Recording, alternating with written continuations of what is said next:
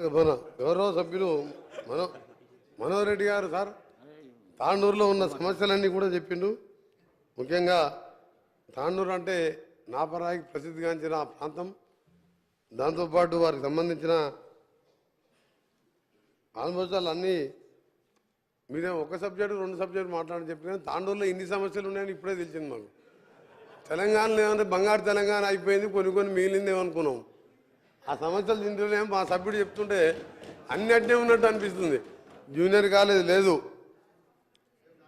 దాని నల్గొండకు పోయి చూసా మహాత్మా గాంధీ యూనివర్సిటీ ఉన్నది, ఎస్ఎల్పిసి సొరంగం ఉన్నది. నల్గొండకు ఎందుకు పోదు అని పాపం సార్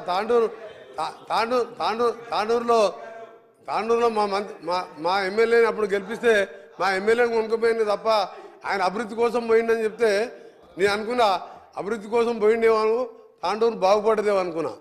ఆయన అభివృద్ధి అయింది తప్ప తాండూరు అట్నే ఉన్నది, ఇంకెక్క పోయింది. తప్పకుండా వారు చెప్పిన సమస్యలని నోట్ చేసుకున్న అధ్యక్ష, దాంట్లో అన్నీ చెప్తా.